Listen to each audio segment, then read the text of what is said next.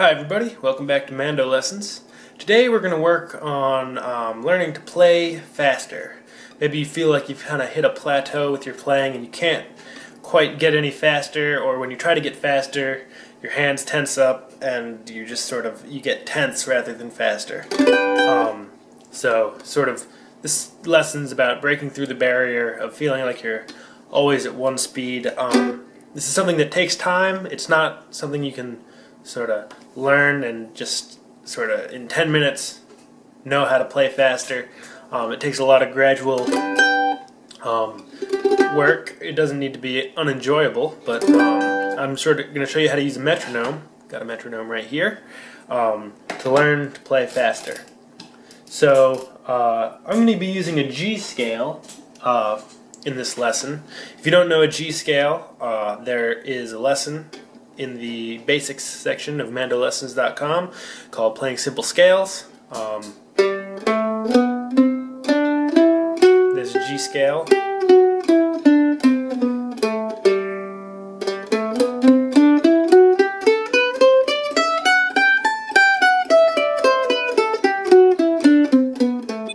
If that's really unfamiliar to you, go check out the scales lesson at mandolessons.com.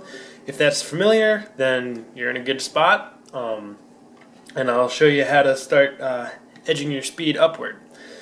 One thing to remember is that you want to be as loose as possible all the time. If you feel yourself tensing up, it means that you're playing too fast, or you just need to focus in more on being nice and loose with your wrist and your right wrist and your right elbow, left wrist, left elbow, left shoulder. Your hands are nice and loose. You're not gripping the pick too hard. There's a lesson on technique. There's two lessons, a left-hand technique and a right-hand technique lesson at my website. And you really want to just be as loose as possible during all of this, because as you tighten up and as you put more tension into your playing, it's gonna impede your ability to play faster. And it's a natural instinct to tense up as you want to play faster or louder on an instrument. But really what you want to do is the faster and louder you play, the looser, well maybe not looser, but you just want to stay very loose regardless of how fast you're playing. It makes everything much more fluid and will really benefit you in the long run, because having a lot of tension in your playing is bad for your body, and it won't sound as good as being nice and loose. So, what we're going to do is, what you want to do is find where your speed, everyone's going to be different here, but where your speed really starts to hit that plateau. And it's probably slower than you think, because you probably have a speed that you can play at that sounds reasonably good. So you might think, oh, that's as fast as I can go, and there's no faster. But see how much tension there is in your hands, on your body, while you're playing at that speed. And then however much there is, try to make it less. Even if there's not much, that's great, but try to make it less. I'm going to start the metronome here at around 60 beats per minute, and play a scale. So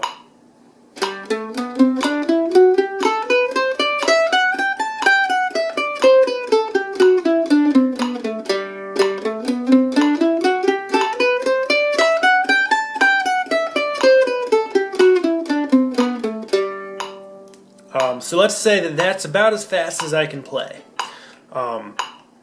Maybe you put it up to 70, 72, and you get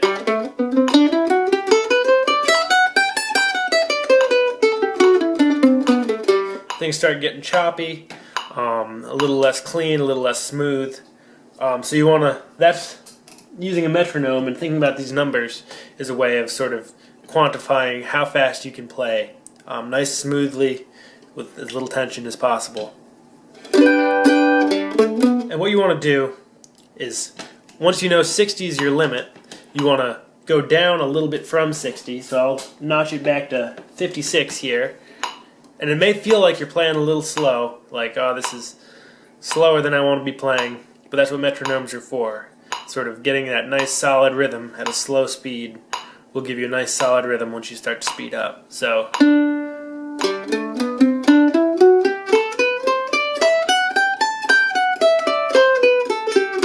nice and loose.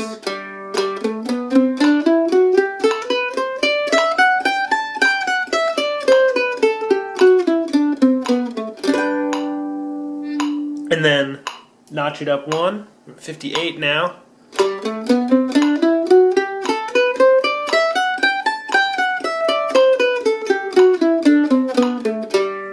Once you've done that for a while, and again, I'm speeding up this process, but once you've done 58 for a while and you're real comfortable with it, up to 60, which is, in this example, sort of the plateau you may be feeling is maybe at 60. Nice and loose.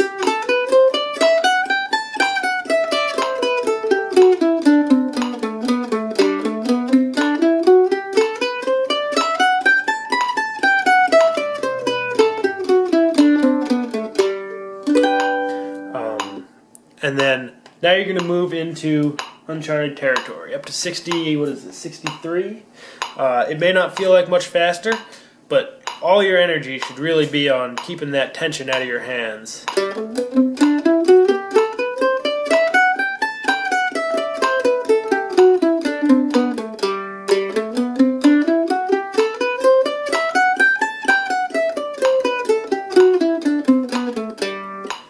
Then maybe go back to 60.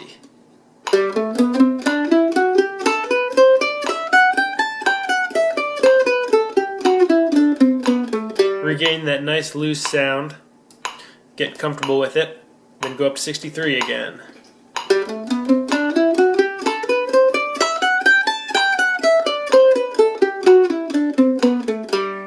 Then maybe move it up 66.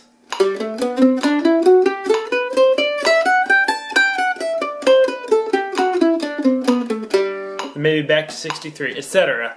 And so what you want to be doing is you've kind of got this section here, which is probably totally fine. It's the sort of the lower end of the speed, if we're thinking about numbers, 40 to 60, not a problem. And then you've got this little sort of plateau spot where once you start going faster than that, it's gonna just kind of all go downhill. And what you want to do is just work on that line. So if 60 is that point, don't go 60, 60, 60, up to 70, up to 80. Don't overdo it. What you really want to do is kind of keep pushing that line a little bit. So 60, 65, back to 60, back to 65, back down to 55, 60, 65, 60, 65, 70. Just kind of ease into it. If you try to take too big of a chunk at a time, you're just going to invite a lot of tension into your playing, and it's going to slow you down in the long run. So focusing on tension, keeping that, just sort of working on that edge where things start to fall apart. That's the trick to getting faster. Pretty soon you'll be up playing just as fast as you really need to, except for maybe those wild bluegrass jams you run into every once in a while where things are going really fast. I can't even keep up with those. But that's my way of working on speed, and if that works for you, let me know. If you have other ways that you find that help you work on getting faster, I'd love to hear about them. You can write me in the comments. More lessons at mandolessons.com. Thanks for checking it out. Bye-bye.